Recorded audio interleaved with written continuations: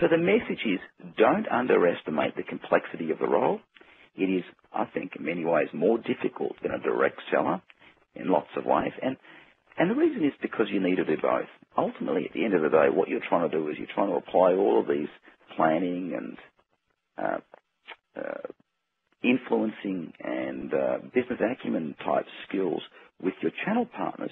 But what you're really trying to apply is you're trying to apply them so they become better direct sellers. And for your partners to become better direct sellers, you need to both understand what are the principles of good direct selling. So highly effective channel managers, in many ways, are able to do both. And so smart vendors are starting to recognize this and are hiring, compensating, training, and grading, and also developing the following competencies on the next couple of slides. And more often than not, they're starting to grade their best channel partner, their best channel managers on par with direct sales, which only a few years ago would seem absurd. And then I just want to share two very quick conversations that I've had in the last week. I had a conversation Wednesday of last week with one particular vendor, and they were telling me that part of their development program for taking people from direct sales, so maybe large enterprise sales, and moving him to, say, a district sales manager or some sort of sales management position is that they have to move into a channel management position, managing a very large channel partner for a period of time, because they believe that's a way they can demonstrate some of their leadership and influencing skills, which are fundamental to becoming a successful sales manager. So there's a clear recognition inside of that vendor about some of the difficulties and some of the difficulties in managing channel partners and how they can test some of the leadership skills of individuals. I was talking to another vendor who sells a very tertiary style of product, and they were telling me that their senior channel managers starting in their new fiscal year will be graded and compensated the same way as their top direct sales acquisition reps, which they said only a year earlier would never been considered. So the point I'm making here is it is happening. And people are starting to, as I said, recruit and hire and fire and pay and develop along the following four competency areas, and I'm just about to share with you. Everyone needs a channel methodology. There's a strong need to improve execution in some core channel areas, which was indicated by the research because of lack of consistent and effective channel tools and processes. And this has also been corroborated by a whole lot of channel partner research that was done over the years. And this is the same for large and small vendors. It may even be a bigger problem for large vendors who have multiple products and specializations. In fact, we did do a cut of the data for vendors above 5 billion and vendors below 5 billion. And the need for channel methodology actually became stronger in larger vendors where you've got multiple products, multiple routes, multiple markets that you're selling into, and the assumption that you can just sell all products through the same channel does not work. So that came through very strongly.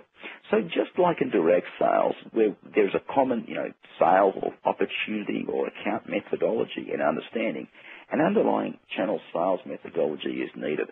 And let me draw some parallels there. In a direct sales world, you have common language and process in almost every company I've worked with, or should have. And so what I mean by that is if somebody says, we need to generate 20 A-qualified leads, everybody understands what an A-qualified lead is. Or if somebody says we need to do a stakeholder qualification, everybody understands where to find the tool inside of the CRM app to do that qualification. But if you ask somebody to go out and say, we've got this new product that we're releasing or a new solution and we need to recruit partners, and you ask 5 different people inside a vendor, you'll often get 5 different answers as to this type of partners.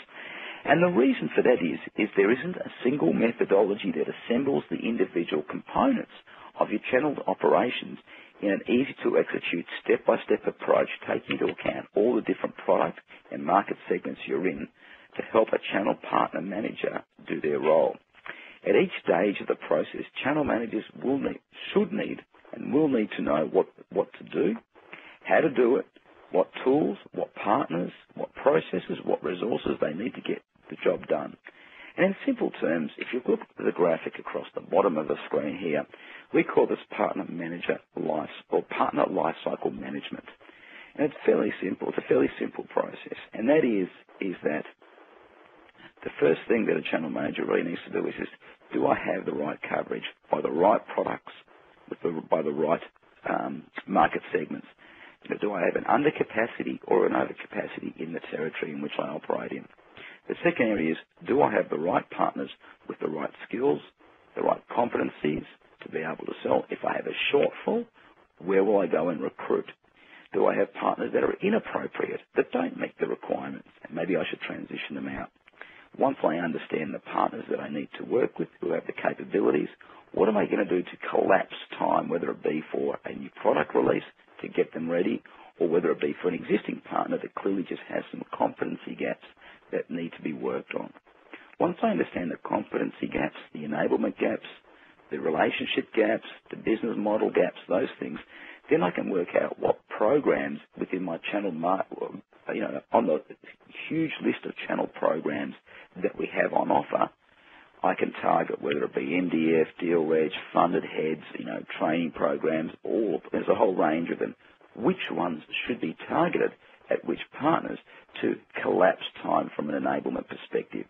And also, when I look at my sales funnel or sales forecasting management process with my partner, again, there'll be enablement gaps that also need to be focused on. What are those enablement gaps so I know I can get a better forecast accuracy, more pipeline development, better visibility, whatever the issues may be around the management of the sales funnel.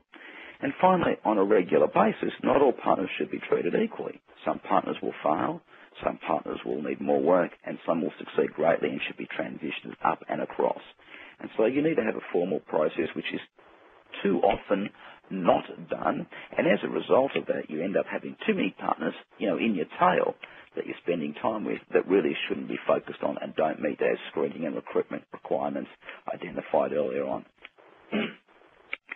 So the message here is hire CAMs who understand that their role is more about partner lifecycle management rather than transaction management. CAMs that understand this concept below here really have the ability to build a true leveraged model. If all they're doing is focusing on individual transactions with partners, that's a non-leverageable model because they're getting involved in every transaction, so it really only comes down to their bandwidth. And the only way they grow their business is by working harder. Highly successful channel managers, we have evidenced, really understand this concept of managing the territory of the channel partners in which they work across, and as a consequence, really start to build a leverage model. And the other takeaway here is to make sure that you have your own methodology, because you do need to provide guidance and develop a channel team, particularly when you've got multiple markets, multiple products, in multiple geographies, in countries, with multiple levels of skills across your channel management teams, from very experienced to relatively inexperienced. Once you have the fundamentals in place, and so as I said, that's right partners, right markets, right products, right enablement, then the next real role of a very successful channel manager is around affecting change and investment. So it's their role to try and identify what things do we need to change in a partner. So change might be a change in the markets you want them to focus on, a change might be a change in the products, a change might be in improving their channel capability their sales capability, or an investment might be, an investment in certification, investment in lead generation, a whole range of activities. And highly successful channel managers get this. They get the fact that once I've got the territory working, I've got the right coverage, the right partners, then I really need to affect these changes and investments. And there are three things that they understand and three things that they do to drive that change. The first is they plan with partners, and it's not about compliance or governance. The second thing is they have the influencing skills. And the third thing is that they have the acumen to have a credible business conversation. So let's focus first on those three.